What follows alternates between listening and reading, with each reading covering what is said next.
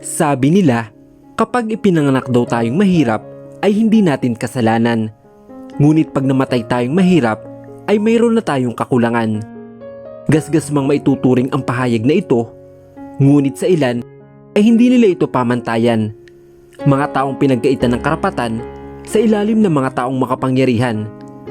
Posible kaya magkaroon ng pag-iibigan sa dalawang taong langit lupa ang pag-itan o ito magdadala sa kanila sa tiyak na kapahamakan. Paano ka makakatakas sa isang kasunduan kung buhay mo ang nakasalalay? Magandang araw mga kaibigan. Samahan niyo po akong muli para sa isang kwentong pag-ibig na aking ibabahagi sa inyo na tiyak na kapupulutan ng aral at magpapaantig sa inyong mga puso.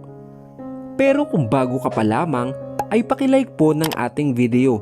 Pakiclick ng subscribe button, gayon din ang bell icon para lagi kang updated sa mga susunod ko pang upload.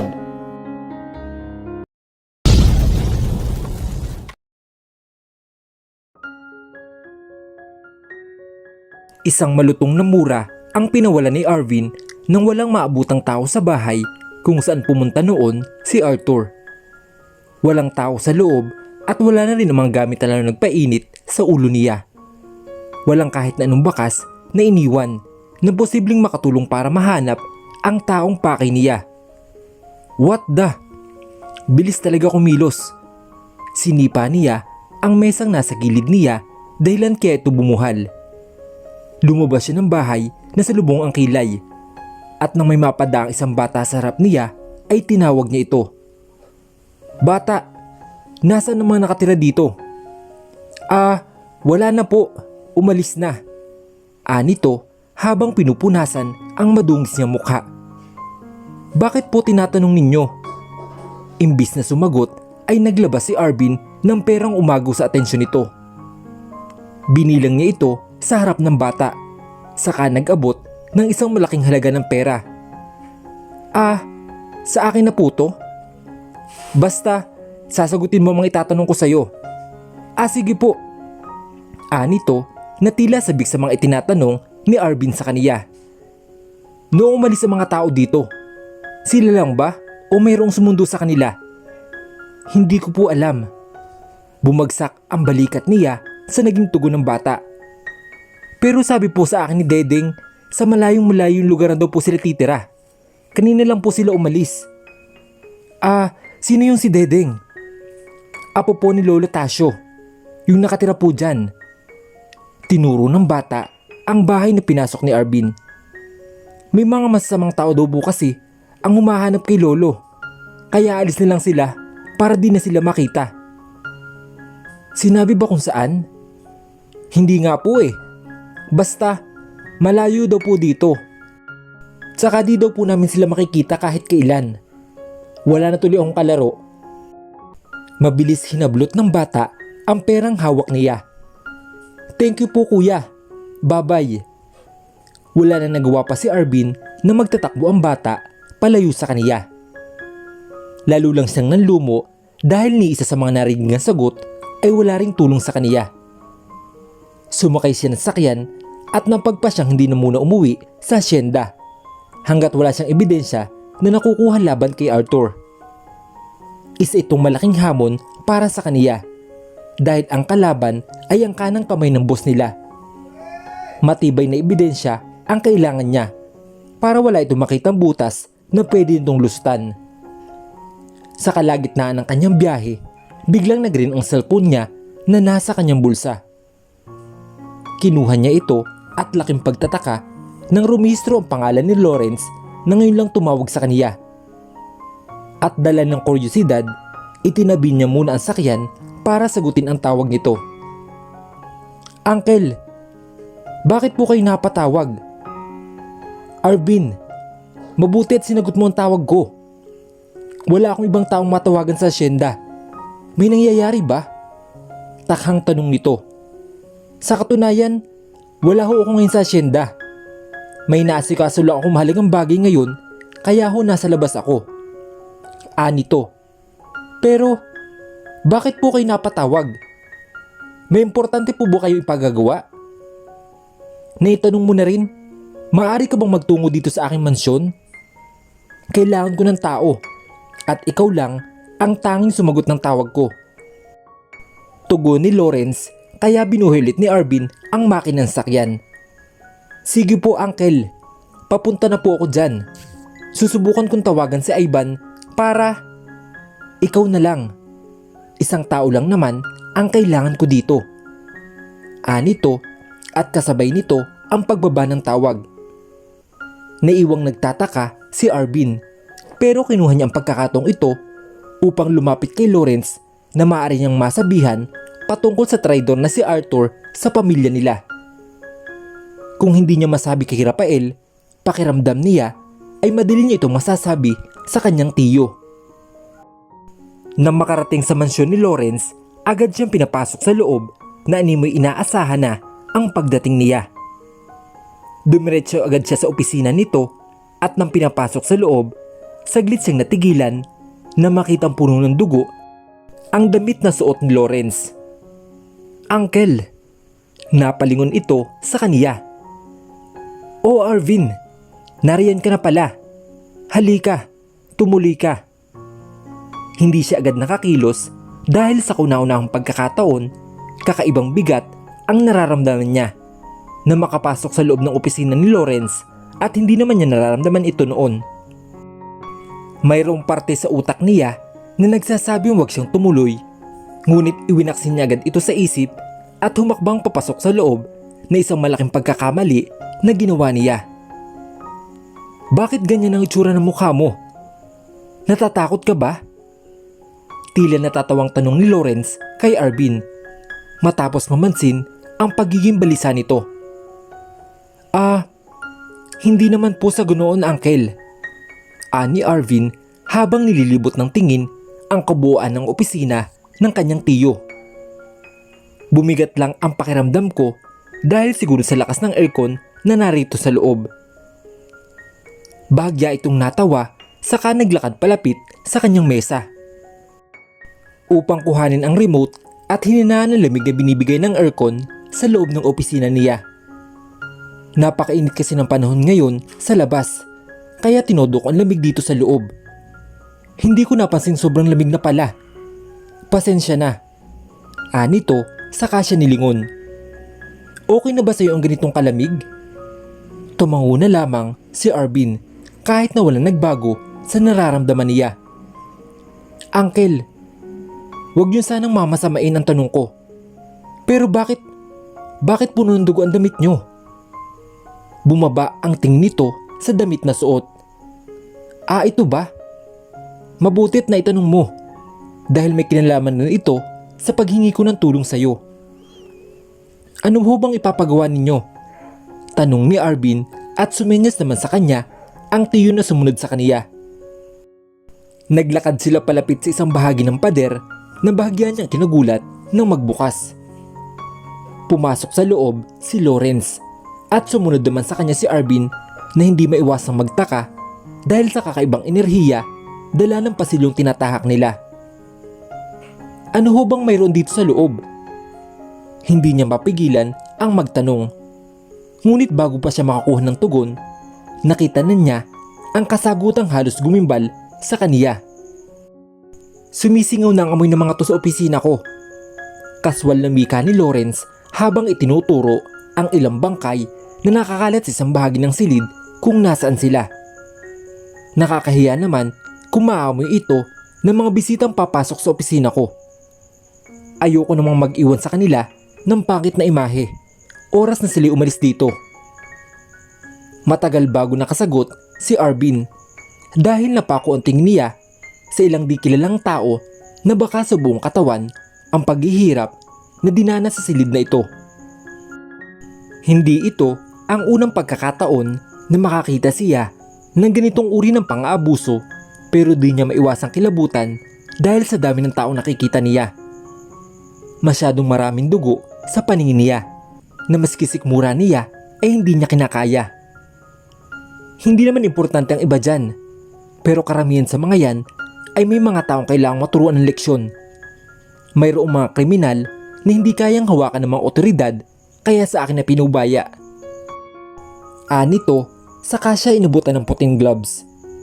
Meron din diyang pakialamero na balak sumira ng plano, kaya bago pa niya magawa yun, inunahan ko na para bawas problema.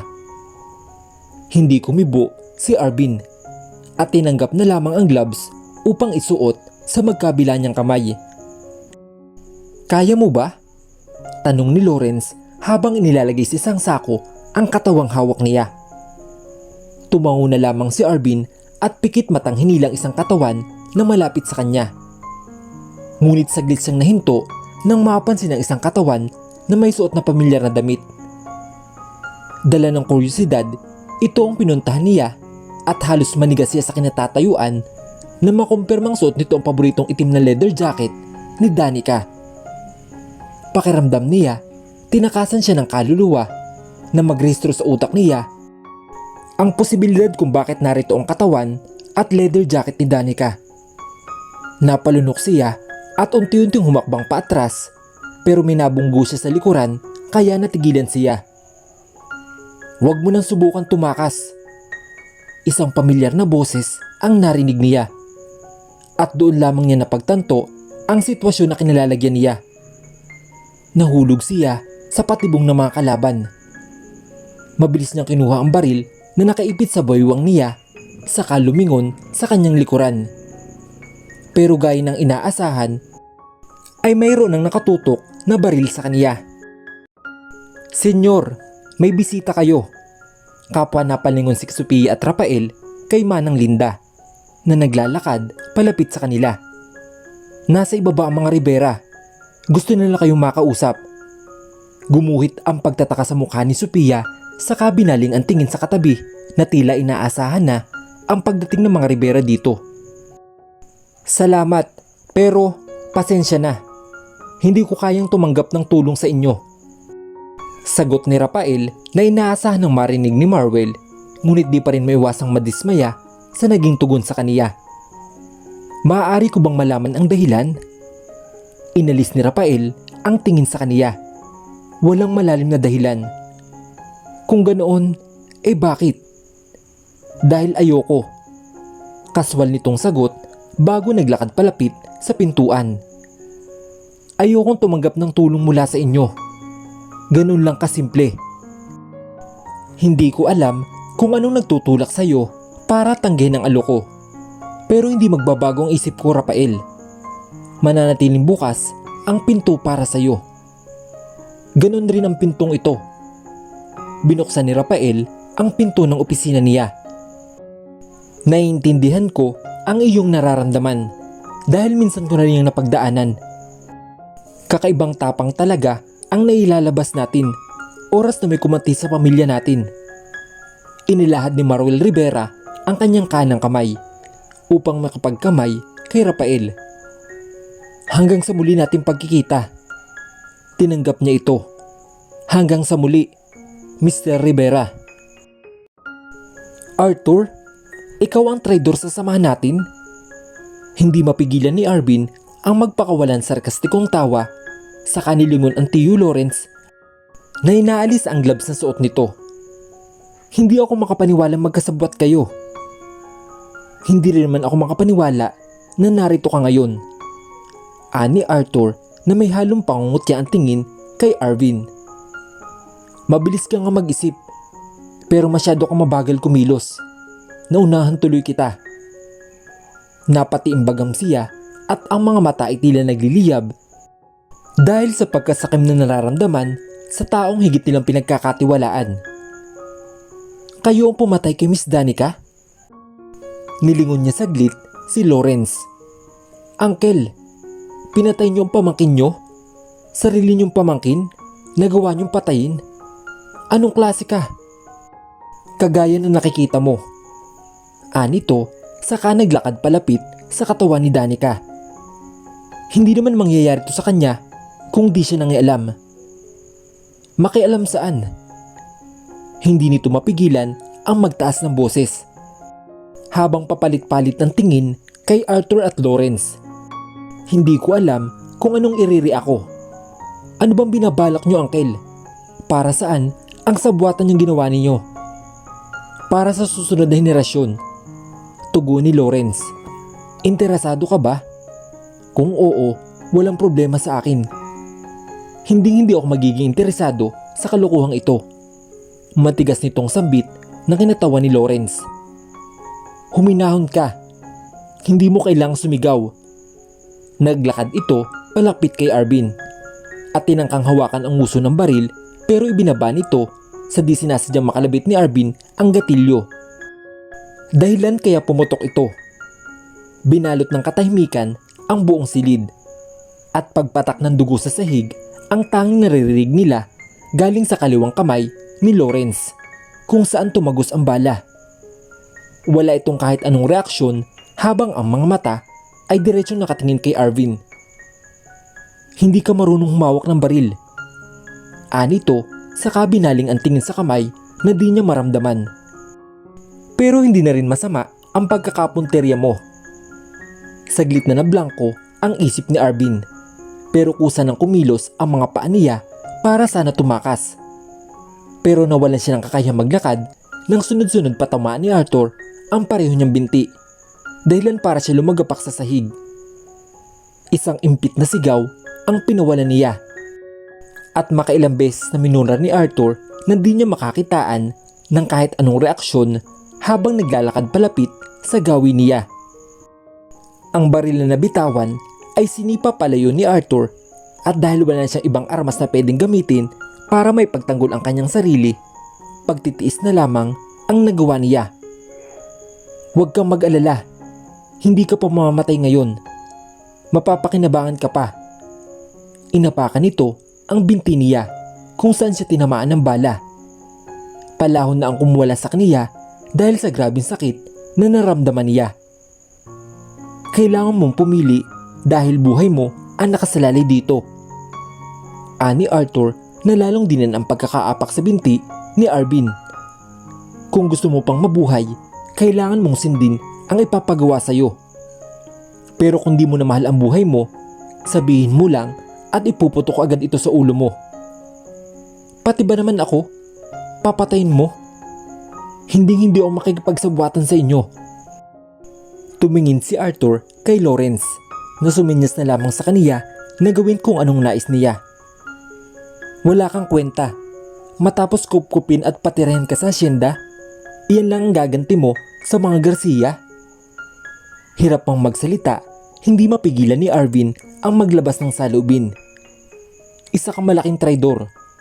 Magkita na lang tayo sa impyerno dahil di ka rin magtatagal dito.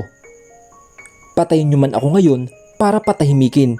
May isa pang tao nakakaalam sa sikreto ninyo.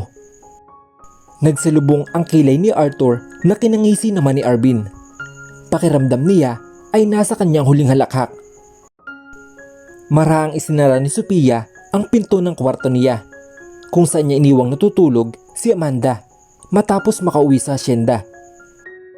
Tumingin siya sa suot na relo at 12:00 na pala ng hating gabi. Hindi niya namalayan ng oras dahil nakaidlip din siya sa katabi ni Amanda. Kumusta ang tulog ni Amanda? Napatingin siya sa gilid niya nang marinig ang boses ni Rafael.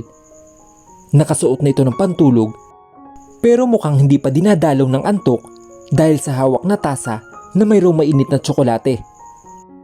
Maaga siyang nakatulog, baka sa sobrang pagod. Lumapit sa kanya si Rafael at hinawakan siya sa kanyang kamay. Wala itong sinabi sa kanya at marahan lamang siyang hinila pababa ng hagdanan. Nagtungo sila sa hardin at niyaya siya nitong pumasok sa pahingahan. Sandali lang. Anito saka ibinaba ang hawak na tasa sa mesa at naunang maupo sa isang duyan. Tinapik nito ang espasyo sa pagitan ng hita niya. Maupo ka na. Hindi maiwasang hindi mapangiti ni Sophia. Naupo na lamang siya kagaya ng sinabi nito sa kaniya. Niyakap siya nito mula sa likod at isinandal naman niya ang kanyang ulo sa dibdib ni Rafael. Ano nga pala nangyari sa pag-usap ninyo ng mga Rivera? May naging problema ba? Tanong niya at bagyang tinulak ang lupang inaapakan nila para gumawa ng konting ugoy sa duyang inuupuan nila.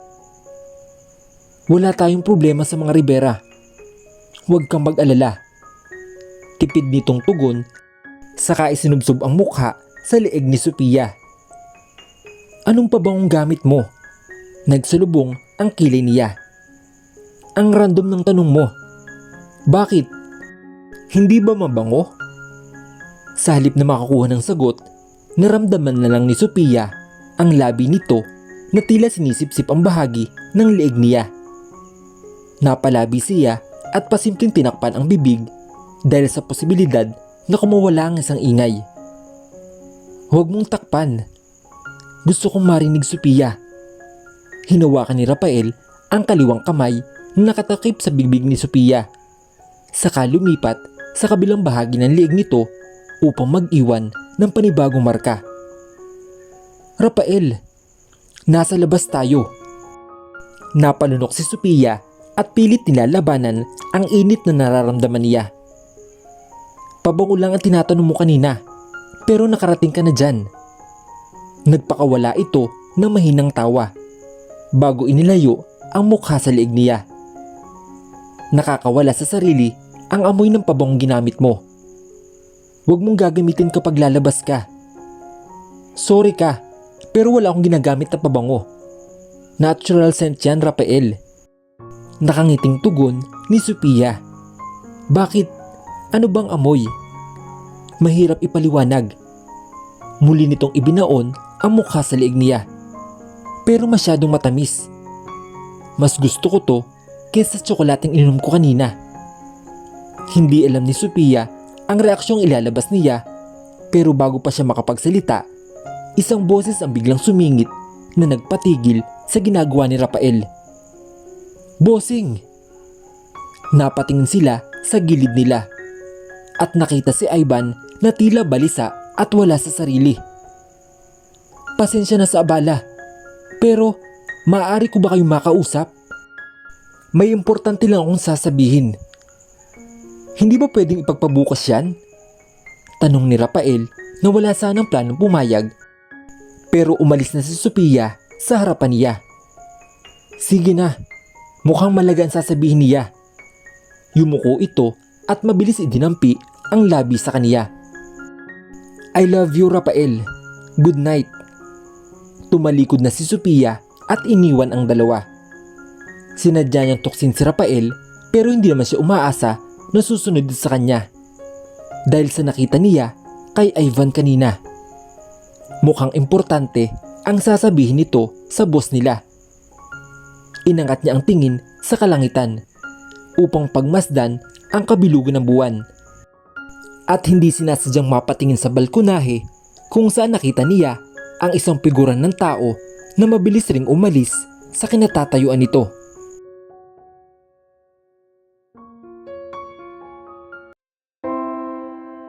Paano haharapin ni Rafael kapag nakilala niya ang utak sa likod ng mga masasamang nangyayari na kinakaharap nila?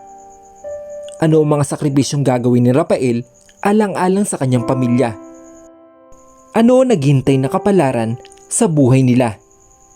Sabay-sabay po nating tunghayan sa susunod na kabanata ng ating kwento. Hanggang sa muli, mga kaibigan. Paalam!